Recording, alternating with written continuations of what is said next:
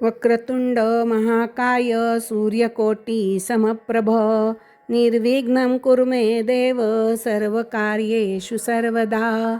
श्रीकृष्ण गोविंद हरे मुरारे, हे नाथ नारायण वासुदेव. वसुदेवसुतं देवं कंसचाणूरमर्दनं देवकी परमानन्दं कृष्णं वन्दे जगद्गुरुं. कृष्णाय वासुदेवाय हरये परमात्मने प्रणतक्लेशनाशाय गोविंदाय नमो नमः. मूकं करोति वाचालं पंगुल्लंघयते गिरिं यत्कृपातमहं वन्दे परमानन्दमाधवम्. ॐ नमो भगवते वासुदेवाय. ॐ नमो भगवते वासुदेवाय. ओम नमो भगवते वासुदेवाय.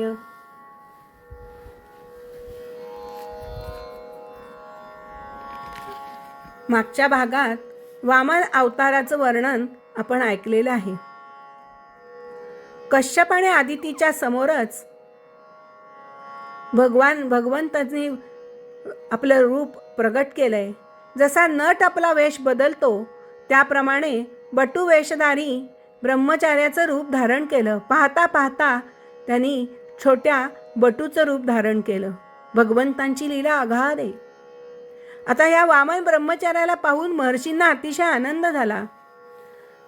त्यांनी कश्यप प्रजापतींना पुढे करून त्याचं जातकर्मादी संस्कार केले. त्यानंतर त्याचा उपनयन संस्कार होऊ लागला. मुंज झाली, त्याची मुंज सुरू केली. तेव्हा स्वतः सूर्याने या वामन बटूला गायत्रीचा उपदेश केलाय. देवगुरु बृहस्पतींनी यज्ञोपवीत म्हणजे जान्हवं आणि कश्यपांनी मेखला दिली आहे. पृथ्वीने कृष्णाजीन आणि चंद्राने दंड दिलाय. माता आदितीने कौपिन व कटिवस्त्र दिलेलं आहे. आकाशाने छत्र दिलंय. ब्रह्मदेवाने कमंडलू दिलाय वामनांना. सप्त ऋषींनी कुश, सरस्वती देवीनी रुद्राक्ष माळ अर्पण केली आहे. वामनांचा उपनयन संस्कार झाला तेव्हा यक्षराज कुबेराने त्यांना भिक्षेचं पात्र दिलंय. आता हे भिक्षेचं पात्र घेऊन कुठे गेलेत? सती पार्वतीकडे गेलेत. जगज्जननी साक्षात भगवती पार्वती देवींनी या वामन रूपी भगवंताला भिक्षा घातलेली आहे. आता इकडे कीर्तिमान बली भृगूंच्या आज्ञेनुसार अश्वमेध करतोय. पुष्कळसे यज्ञ झालेले आहेत. आता 100वा यज्ञ करायचा आहे. सर्व शक्तींनी युक्त असे भगवान यांना ही गोष्ट काही लपून नव्हतीच. आता हा यज्ञ चाललाय. त्या यज्ञ मंडपाकडे वामन निघालेला आहे.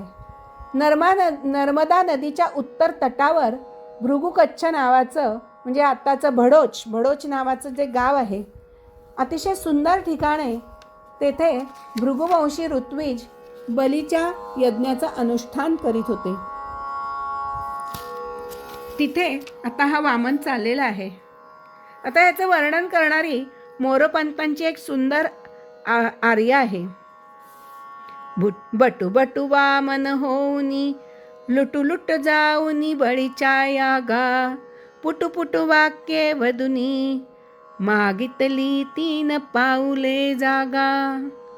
बटू बटू वामन होऊनी लुट लुट जाऊनी बळीच्या यागा. पुटू पुटू वाक्ये वदुनी मागितली 3 पाऊले जागा. अशा प्रकारे बट्टू तिकडे चाललेला आहे. त्याला येताना पाहिलंय लांबूनच ऋषीमुनींनी. जणू साक्षात सूर्यच उगवला असं वाटतं. इतकं तेज त्या वामनाच्या चेहऱ्यावर सर्वांगावर पसरलेले आहे. तर कोण ही व्यक्ती येते अशी सगळ्यांना उत्सुकता लागली आहे. त्याला पाहिल्यावर सर्वजण उठून उभे राहिलेत आणि ते वामनाचं स्वागत करतायत. बली म्हणाला, हे ब्राह्मण कुमारा, आपलं स्वागत असो. मी आपणाला नमस्कार करतो. मी आपली काय सेवा करू? आज ब्रह्मर्षींची तपश्चर्या साकार होऊन माझ्या समोर आली आहेत की आज आपण माझ्या घरी आलात. माझे सगळे पितर तृप्त झाले. माझा वंश पवित्र झाला. हा यज्ञ सफल झाला.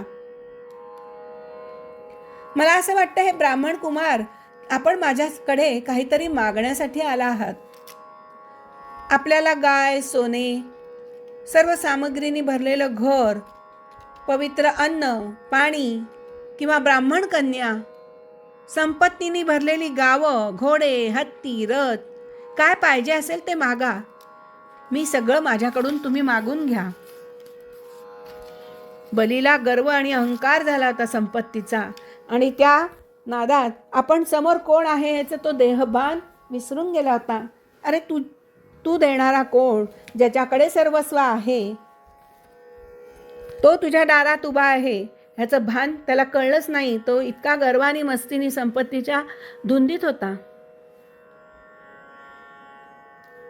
पण हा राजा अतिशय प्रल्हाद नंदन विरोचन मोठा आता हा प्रल्हादाचा नातू बली ब्राह्मण भक्त होता, आणि जरी तो असुर होता तरी आपलं बोलण्याला जे सत्यवचनी होता आणि जे बोलेल ते खरे करणारा होता.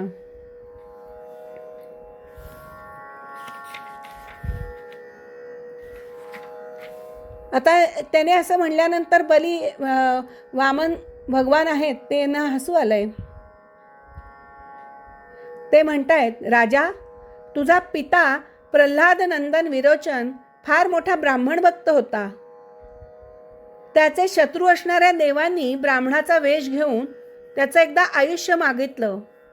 त्यांचं कपट माहीत असून सुद्धा विरोचनाने त्यांनी आपलं आयुष्य दिलं. ज्या धर्माचे गृहस्थ ब्राह्मण आपले पूर्वज अन्य यशस्वी वीरांनी पालन केले आणि ह्याच धर्माचे तुम्ही आचरण करीत आहात, हे पाहून मनाला आनंद झाला. मागितलेली वस्तू देणाऱ्यांमध्ये आपण श्रेष्ठ आहातच. मी आपल्याकडे काय मागणार? मी आपल्याकडे फक्त माझ्या पायांच्या मापाने 3 पावलं एवढी थोडीशी जमीन मागतोय, असं भगवंत त्याला म्हणाले. बली म्हणाला, ब्राह्मण कुमारा, तुझं बोलणं तर वृद्धासारखं आहे, पण तुझी बुद्धी मात्र अजून लहान मुलासारखीच आहे. हो, तुला तुझा फायदा तोटा सुद्धा समजत नाही. हे ब्रह्मचारी, जो एक वेळ माझ्याकडे आला त्याला पुन्हा कधी कोणाकडून काही मागण्याची आवश्यकता वाटता कामा नये. म्हणून आपली उपजीविका चालवण्यासाठी तुला जेवढ्या भूमीची आवश्यकता असेल तेवढी भूमी माझ्याकडून तू मागून घे. हायगाय करू नकोस, मागे पुढे बघू नकोस.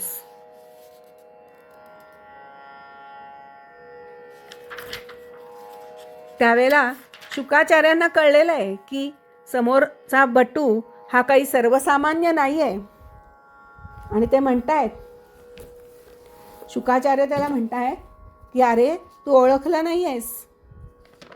हा समोर आहे हा कोणी साधा सुद्धा नाही.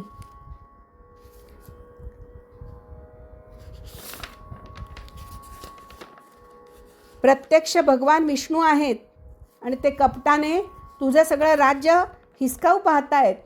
ते एका पायाने पृथ्वी, दुसऱ्या पायाने स्वर्ग मागतील तर तिसरा पाय तू काय देशील त्यांना? तू नीट विचार करून हो म्हण. पण बली म्हणालाय, मी आता माझ्या तोंडातून जे एकदा दान देण्याचं कबूल केलं की ते केलं. आता मी मागे हटणार नाही. त्यावेळेला शुक्राचार्यांनी हा ऐकत नाही म्हणल्यावर संताप आलाय शुक्राचार्यांना.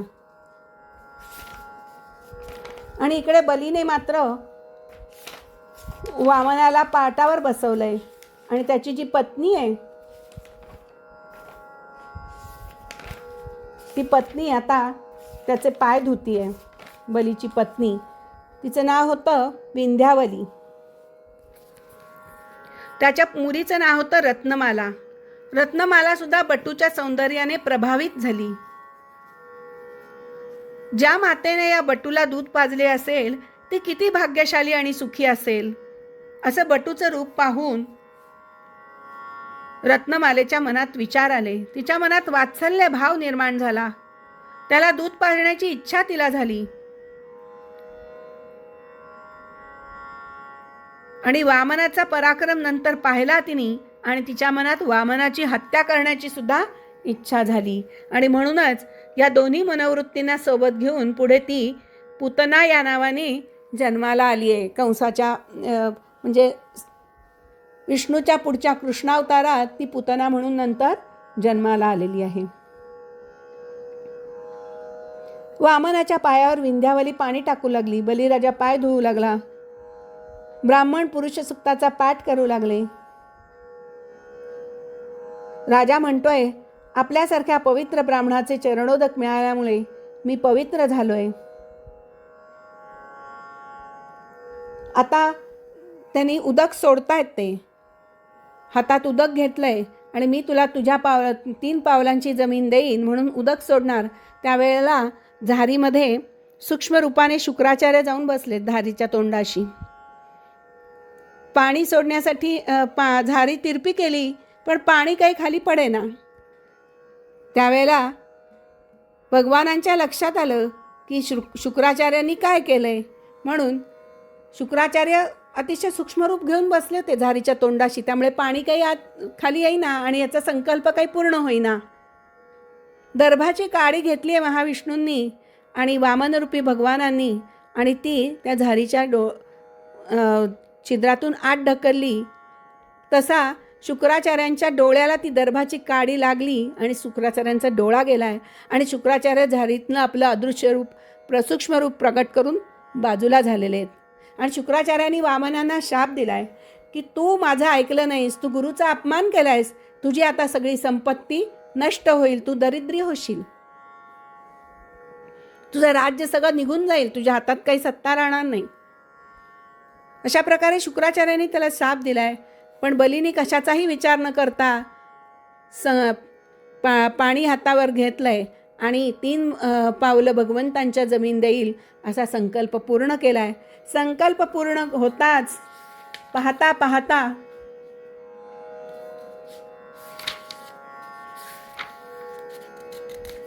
भगवंतांनी आपलं विराट रूप प्रगट केलंय.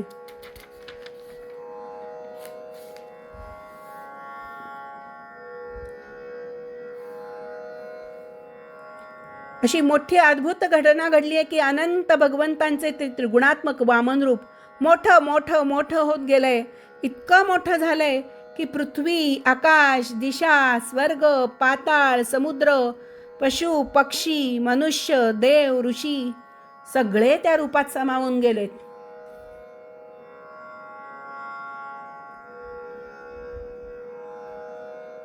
बलिनी हे संपूर्ण त्यांचं रूप, अंतःकरण, त्रिगुणात्मक त्यांचं रूप असं पाहिलेलं आहे बलीनी. बलीला पण आश्चर्य वाटतंय की अरे बापरे, काय चाललंय. एका पायाने बलीची सगळी पृथ्वी त्याने व्यापून टाकली. शरीराने आकाश आणि भुजांनी दिशा व्यापल्या. दुसऱ्या पावलाने त्यांनी स्वर्गालाही व्यापून टाकलं. असा 3रं पाऊल ठेवण्यासाठी बलीजवळ कोणतीच वस्तू शिल्लक राहिलेली नाही. भगवंतांचं ते 2रं पाऊल सुद्धा वरवर वरवर वरवर सरकत महरलोक, जनलोक, तपोलोकाचाही वर सत्यलोकात जाऊन पोहोचलं. आता दैत्यांनी पाहिलं की 3 पावलं जमीन मागण्याचा बहाणा करून विष्णूंनी आपल्या राजाला फसवलंय.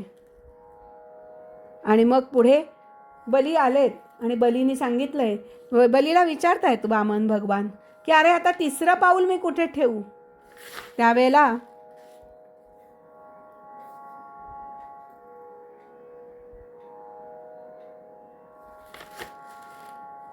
इकडे दैत्य चिडून जाऊन युद्धाची तयारी करायला सुरुवात करतात आणि भगवंत विचारतात 3रं पाऊल कुठे ठेवू.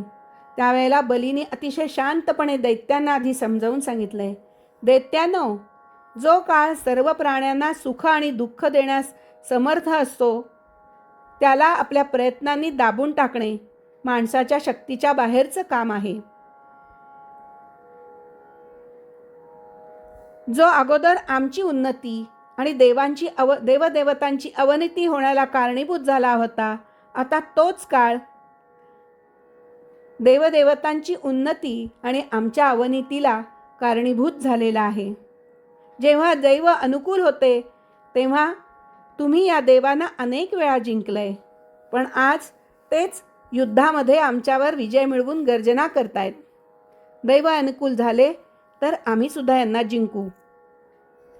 आपण आमच्या कार्यसिद्धीला अनुकूल अशा वेळेची वाट पहा आणि शांत रहा. युद्ध करू नका. जे आता घडलंय ते आपण मान्य करूया. परत फिरा. ही वेळ आपल्याला अनुकूल नाही. आता इकडे भगवंत त्याला म्हणतायत, बली, तू मला 3 पावलं जमीन दिली होतीस. 2 पावलांनी मी सर्व त्रैलोक्य व्यापलंय. आता 3रं पाऊल ठेवण्याची व्यवस्था कर. जिथपर्यंत सूर्याची किरणं पोचतात, जिथपर्यंत नक्षत्र आणि चंद्रांची किरणं पोचतात आणि जिथपर्यंत ढग जाऊन वर्षाव करतात, तिथपर्यंतची सगळी पृथ्वी तुझ्या आधिपत्याखाली होती. माझ्या एका पावलाने मी भूलोक, शरीराने आकाश आणि दिशा आणि दुसऱ्या पावलाने स्वरलोक व्यापलेला आहे. आता तुझं सर्वस्व माझं झालेलं आहे.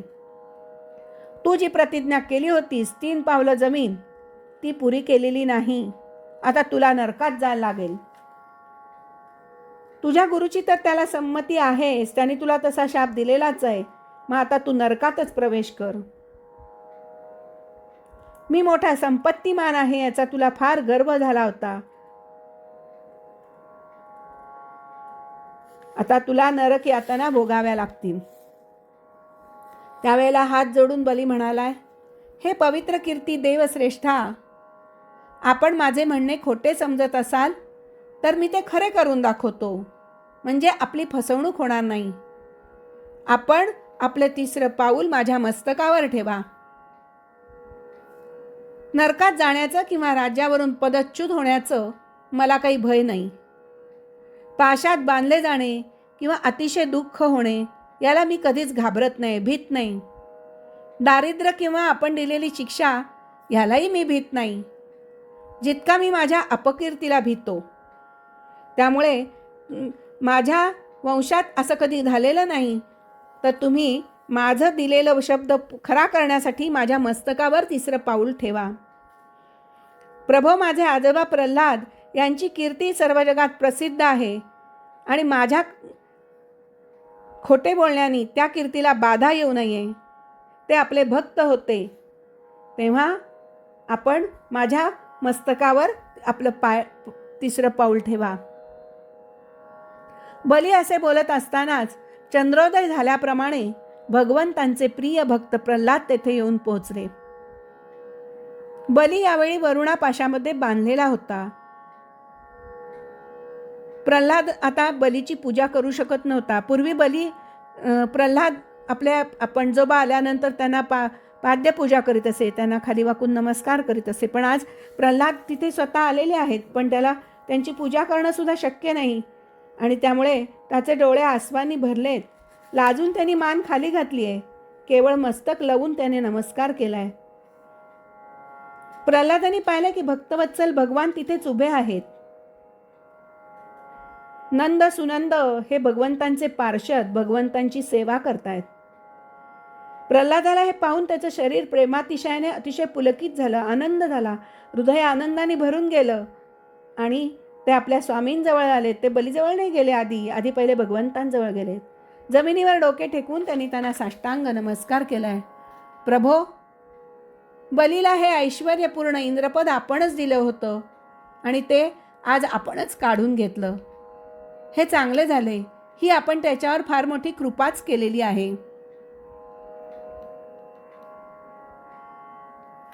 आता साध्वी, त्याची जी पत्नी होती बलीची, विंध्यावली, तिने पाहिलं आपल्या पतीला बांधलेलं आहे. तिला भीती वाटते. तिने भगवंतांच्या चरणांना नमस्कार केला. भगवंतांना अतिशय तिने नम्रतापूर्वक नमस्कार केला. हात जोडून ती मान वर सुद्धा केली नाहीये, जमिनीकडे पाहतीये. जमिनीकडे पाहत पाहतच ती भगवंतांना म्हणतीये, प्रभो, आपण स्वतःच्या क्रीडेसाठी हे त्रैलोक्य निर्माण केलंय. स्वतःला कर्ता मानणारे निर्लज्ज लोक आपल्याला काय समर्पण करणार? ही सृष्टी आपणच निर्माण केलेली आहे.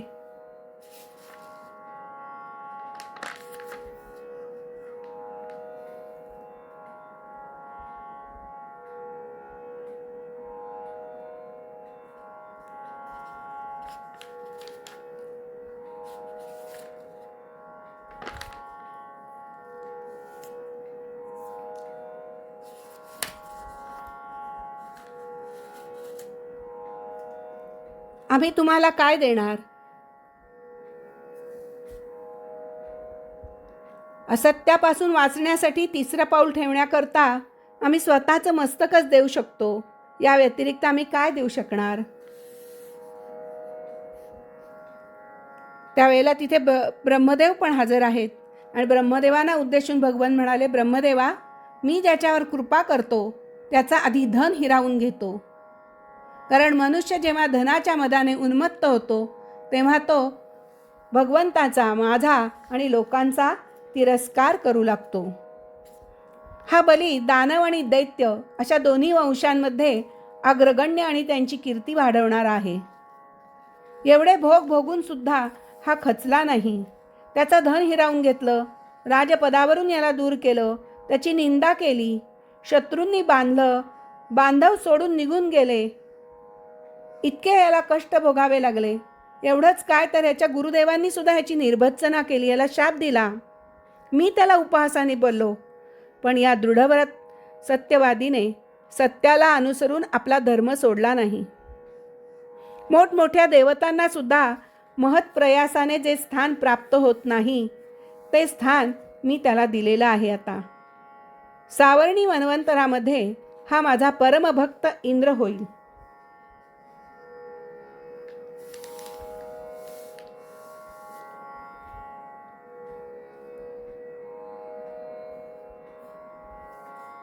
असं भगवंतांनी आता ब्रह्मदेवाला आणि प्रल्हादाला सांगितलंय. तोपर्यंत हा विश्वकर्म्यांनी बनविलेल्या सुतल लोकामध्ये राहील. तेथे राहणाऱ्या लोकांना माझ्या कृपादृष्टीमुळे शारीरिक किंवा मानसिक रोग, थकवा, ग्लानी, शत्रूकडून पराभव अशा कोणत्याही प्रकारच्या संकटांशी सामना करावा लागत नाही. तुझे कल्याण असो. तू आपल्या बांधवांसह सुतल लोकामध्ये जा, असं भगवंतांनी बलीला सांगितलेलं आहे. मोठमोठे लोकपाल सुद्धा आता तुला पराजित करू शकणार नाही. मग इतरांची काय कथा? जे दैत्य तुझ्या आज्ञेचे उल्लंघन करतील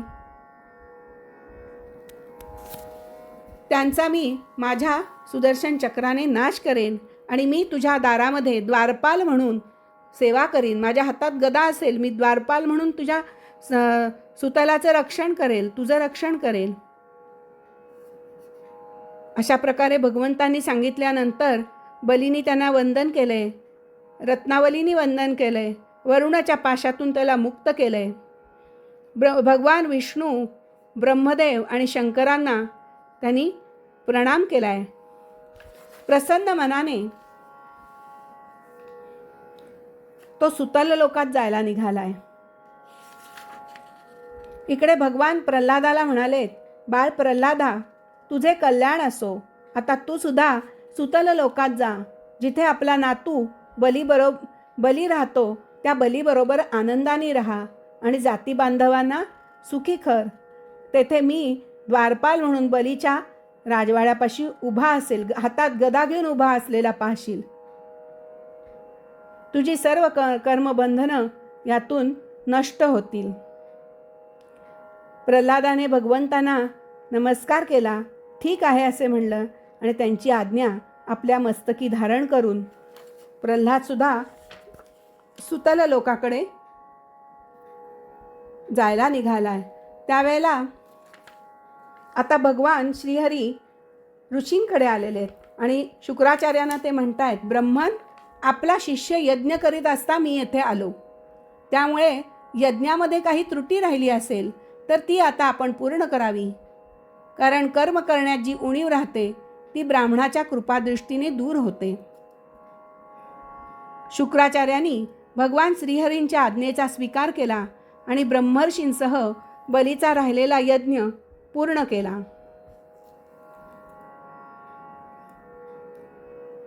त्यानंतर ब्रह्मदेव, शंकर, सनतकुमार, भृगू, आलेले पितर असे सर्व महान कर्मांचे योगी सगळे आपापल्या लोकी निघून गेलेले आहेत.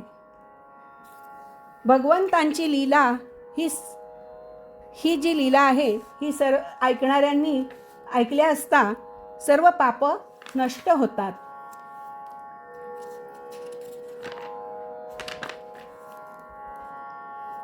आपल्याला काय शिकायचं या कथेतून? तर भागवत असं म्हणतंय की आपल्या उत्पन्नाचा पंचमांश हिस्सा दान करा. राजा मनूने दशमांश दान करायला सांगितलंय. घरात येणारं सर्व धन हे शुद्ध नसतं, दानाने त्याची शुद्धी होते. भिकारी फक्त भिक्षा मागवायला येत नसतो, तर तो कधीकधी उपदेश करण्यासाठी सुद्धा येत असतो. भिक्षुकाः नैवं भिक्षन्ति बोधयन्ति गृहे गृहे. कोणता उपदेश करतो? तर मी मागील जन्मात कुणाला काही दिले नाही म्हणून माझी अशी दशा झाली आहे, आणि तुम्ही जर दान केलं नाही तर तुमची पण माझ्यासारखीच भिकाऱ्यासारखी अवस्था होईल. अशा प्रकारे वामन अवतारापासून दानाचं महत्त्व आपल्याला समजलेलं आहे.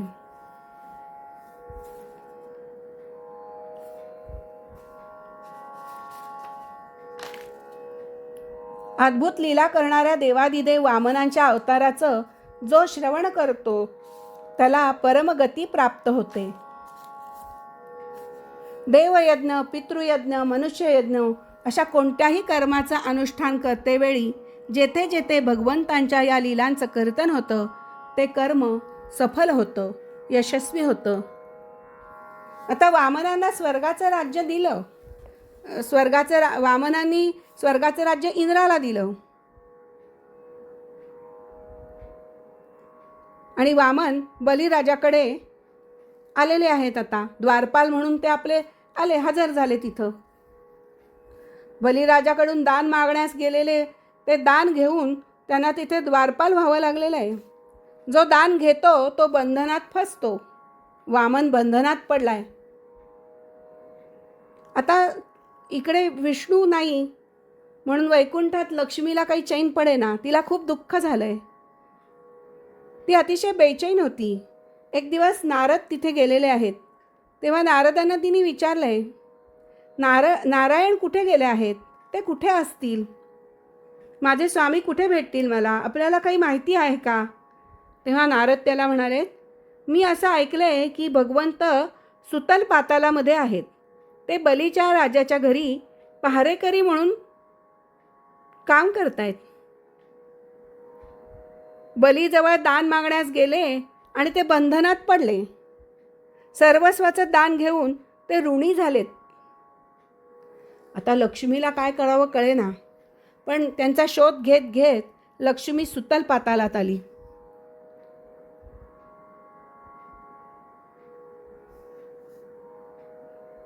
विराजमान झालेले आहेत तिथे बली राज्यावर, आणि बलीचं राज्य चालू आहे, आणि भगवंत दारात दिसले. त्यांना पाहिलं भगवंतांनी, लक्ष्मी आलेली आहे. लक्ष्मीने ब्राह्मण स्त्रीचं रूप धारण केलं आणि ती बलिराजाला म्हणाली, मी तुमची धर्माची बहीण आहे. मला जगात कोणी भाऊ नाही आणि तुम्हाला कोणी बहीण नाही. आजपासून मी तुमची धर्मभगिनी आहे आणि तुम्ही माझे धर्मबंधू आहात. बलीला अतिशय आनंद झाला. तो दिवस होता श्रावणी पौर्णिमेचा होता. त्याने लक्ष्मीला वंदन केलं. आपल्याला बहीण नाही हेचे दुःख बलीला आधी होतंच. त्यामुळे लक्ष्मीच्या आगमनाने सगळ्यांनाच आनंद झाला. लक्ष्मीला मात्र अतिशय दुःख होतं की तिचे पती हातात दंड घेऊन एका सामान्य पहारेकराप्रमाणे पहारा देत उभे होते. रक्षाबंधनाच्या दिवशी लक्ष्मीने राजाला राखी बांधली. राजा, आज मी तुला राखी बांधणार आहे. बलिराजाने राखी बांधून घेतली. राखी बांधून झाल्यावर बली म्हणाला की हे भगिनी, आज मी तुला काय देऊ? जे तुझ्या मनात येईल ते तू मागून घे, कोणताही संकोच करू नकोस. लक्ष्मी म्हणाली, अरे माझ्याकडे काय नाही, माझ्याकडे सगळं काही आहे, पण मला एक संकोच वाटतोय तुझ्याकडे मागताना. जर तू मी जे मागशील ते तू दिलंस तर ते मी घेऊन जाईन. बलिराजा म्हणाला, अगं संकोच कसला, माग तू. तुला आता मी भगिनी म्हणून स्वीकार केलंय, तू मागशील ते मी देईन. तू जे मागून घे की जे आज तुझ्या घरी नाही. लक्ष्मी म्हणाली, राजा तसे तर माझ्या घरात सगळं काही आहे, परंतु एकच गोष्ट नाही की जिच्यापासून मी बेचैन आहे. मला दुसरं काही नको. हा तुझा जो द्वारपाल आहे ना, त्याला मुक्त कर आणि त्याला माझ्याबरोबर दे. बलिराजा म्हणाला, तुझा कोण नातेवाईक आहे का हा? तेव्हा लक्ष्मी म्हणाली, अरे हे तर माझे नारायण आहेत, माझे सर्वस्व आहेत. अशा प्रकारे राजाकडून माता महालक्ष्मीने भगवान नारायणांना आपल्याबरोबर घेतलं आणि श्रावण शुद्ध पौर्णिमेच्या दिवशी नारायणांसह लक्ष्मी वैकुंठ धामाला गेली. आणि ह्या घटनेच्या स्मरणार्थ रामानुजाचार्य पंथाच्या मंदिरात या दिवशी हा पाठोत्सव साजरा करण्याची प्रथा चालू आहे. लक्ष्मीने दानबद्ध नारायणाची मुक्तता केली. बोला भगवान नारायण की जय. लक्ष्मी माता की जय. नारायण भगवान की जय. अशा प्रकारे शुक्राचार्य पुढे सांगतायत, राजा कुर्म आणि मत्स्य यांचे गुणदोष परमेश्वराच्या ठिकाणी येत नाहीत. पुढे सांगताय शुक्राचार्य की आता कुर्म अवतार झाला, आता मत्स्य अवताराचं तुला वर्णन करायचं आहे. पण या दोन्ही अवतारांचे पशु अवतार जरी असले तरी त्याचे गुण परमात्म्याला लागत नाही, कारण ते स्वतः परमात्माच आहेत. जीव जेव्हा पशुचा अवतार घेतो तेव्हा मात्र त्या पशुचे गुणधर्म त्या जीवामध्ये उतरतात, पण जेव्हा भगवंत पशुचा अवतार घेतात तेव्हा त्याचे गुणदोष भगवंताला लागत नाहीत. तेव्हा राजाने उत्सुकतेने विचारलंय, अद्भुत कर्म करणाऱ्या श्रीहरींनी योगमायेने मत्स्यावतार धारण करून जी लीला केली होती त्यांच्या त्या आदी अवतारांची कथा मी ऐकू इच्छितो. त्यांनी माशाचं रूप का धारण केलं? त्यावेळेला आता शुक महाराज सांगतायत की हे परीक्षिता, गायी, ब्राह्मण, देव, साधू, वेद आणि अर्थ यांचे रक्षण करण्यासाठी भगवान निरनिराळे शरीर धारण करतात आणि सगळ्या मानवाचं आणि पशुपक्ष्यांचं ते रक्षण करीत असतात. ते सर्व शक्तिमान प्रभू सर्व प्राण्यांच्या अंतर्यामी स्थित असूनही ते सर्वांमध्ये स्थित आहेत. ते निर्गुण आहेत. मागील कल्पाच्या शेवटी ब्रह्मदेव निद्रिस्त झाले. त्यावेळेला ब्राह्म्य नावाचा नैमित्तिक प्रलय झाला होता. त्यावेळेला भूलोक सगळा समुद्रात बुडालेला होता. प्रलय काळामुळे ब्रह्मदेवांना झोप आली होती आणि त्यामुळे त्यांच्या मुखातून वेद बाहेर पडले. त्यांच्या मुखातून वेद बाहेर पडत असताना हयग्रीव नावाच्या बलवान दैत्याने ते चोरून नेले आणि पाताळात नेऊन ठेवले. आता हे वेद परत मिळवण्यासाठी भगवानांनी हयग्रीव नावाचा अवतार धारण केलेला आहे. वामनांचा 5वा अवतार आहे आणि मत्स्याचा 6वा अवतार आहे. आपण बघतो की मत्स्य अवतार पहिल्यांदा असायला हवा, पण नाही, वराह अवतार प्रथम आहे आणि त्यानंतर 6वा अवतार मत्स्य अवतार आहे. हयग्रीव हा 16वा अवतार आहे. आता हयग्रीव हा राक्षस होता आणि त्याला मारणं देवदेवतांना शक्य होईना. बरेच दिवस ब्रह्मदेवांनी त्याच्याबरोबर युद्ध केलं, आणि युद्धात विष्णूंनी सुद्धा त्याच्यावर सुदर्शन चक्र फिरवलं, पण त्या चक्राने सुद्धा त्याला मरण आलेलं नाही. त्यावेळेला त्यांना एक आकाशवाणी झाली की अरे हा सुदर्शन चक्राने मारला जाणार नाही, तर त्यासाठी तुम्ही विष्णूंना निद्रावस्थेतून जाग करा. आता सगळे देव विष्णूंकडे आलेले आहेत. विष्णू शेषशायी विष्णू त्यावेळेला धनुष्यबाण घेऊन हातात धनुष्यबाण घेऊनच त्यांना झोप लागलेली आहे. ते हयग्रीवाशी युद्ध करता करता दमले आणि दमल्यानंतर त्यांना झोप लागली आणि झोप लागल्यावरती ते धनुष्याच्या प्रत्यंच्यामध्येच मान घालून झोपलेले होते. आता ब्रह्मदेव वगैरे इतर सगळेजण मोठे चिंतित पडले. निद्रेतून कोणाला उठवायचं असेल तर त्या निद्रा भंग झाली तर ब्रह्महत्येचं पातक लागतं. 3 प्रकारे आपल्याला दोष लागतात. मुलगा आणि आईची ताटातूट केली तरी ब्रह्महत्येचं पातक लागतं, निद्राभंग केली तरी पातक लागतं, किंवा एखादी कथा चालू आहे आणि त्या कथेच्या मधून आपण निघून गेलो तरी सुद्धा आपल्याला पातक लागतं. मग आता काय करायचं? निद्राभंग कशी करायची? आता आपल्याला रोजच सगळ्यांची निद्राभंग करावी लागते. सकाळी मुलांना कॉलेजला जायचं, नोकरीला जायचं, शाळेत जायचं. निद्राभंग करण्याचं पातक आपल्याला डोक्यावर घ्यावंच लागतं, कारण त्याच्याशिवाय त्यांचं पुढचं कर्म होणार नाही. पण हे निद्राभंगाचं पातक आपल्याला लागू नये म्हणून ब्रह्मदेवानी वामरी म्हणजे वाळवीला बोलवलं आणि त्यांनी ती वामरी निर्माण केली आणि त्यांना सांगितलं की तू ही प्रत्यंचा जी आहे तिच्या बाजूनी कोरून टाक. धनुष्याची जी प्रत्यंचा आहे ती खात खात वर ये, कोरून टाक ती, म्हणजे हळूच ती प्रत्यंचा कोरताना जी आहे हालचाल होईल तुझी, त्याच्यानी ते जागे होतील. तर ती म्हणाली की म्हणजे माझ्या डोक्यावर तुम्ही हे ब्रह्महत्येचं पातक देताय, मी नाही हे करणार, मी कशासाठी हे पातक करू? त्यावेळेला मग वामरीला ब्रह्मदेवानी सांगितलंय की यज्ञातला हवीरभाग तुला मिळतो का? नाही मिळत. तर यज्ञातला हवीरभाग तुला आम्ही देऊ. म्हणजे काय देऊ? तर यज्ञ करताना जे ऋषीमुनी यज्ञात समर्पण करतात ते जे खाली तेव्हा जे काय खाली पडतं,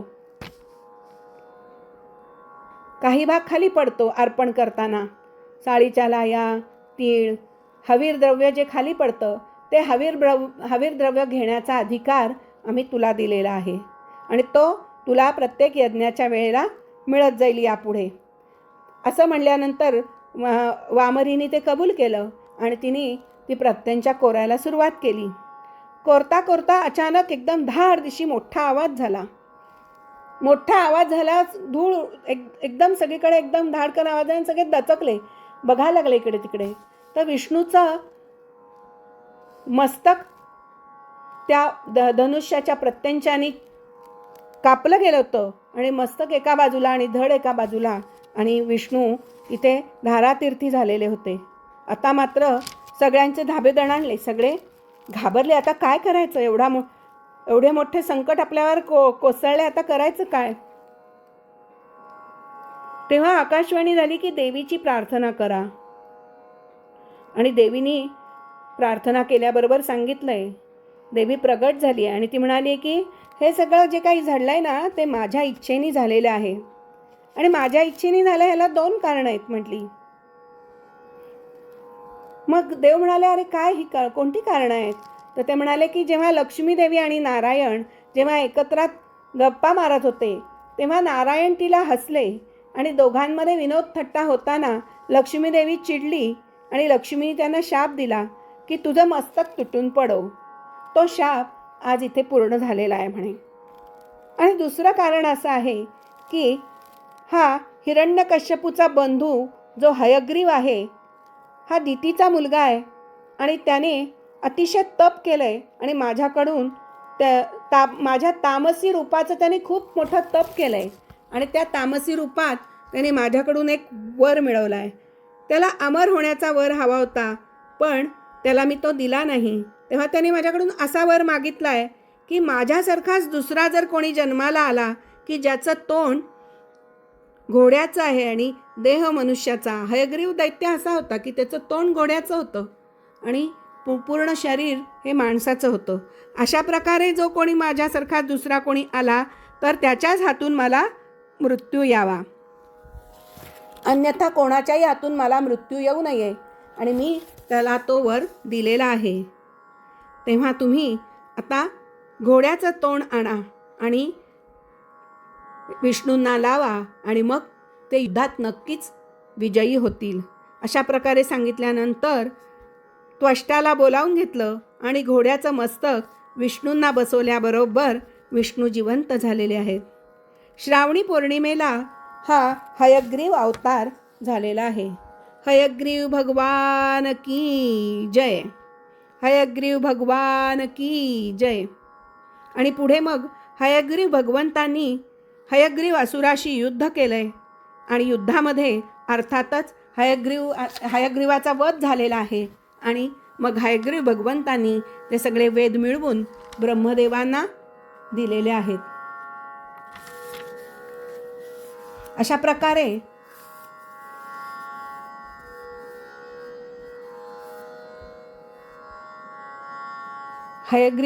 हयग्रीवाचं हे करून वेद परत प्राप्त केलेले आहेत. आता मत्स्यावतार कसा धारण केला त्याची मी तुला गोष्ट सांगतो. आता आपण ही गोष्ट पुढील भागामध्ये बघूया. ओम नमो भगवते वासुदेवाय. ओम नमो भगवते वासुदेवाय. ओम नमो भगवते वासुदेवाय.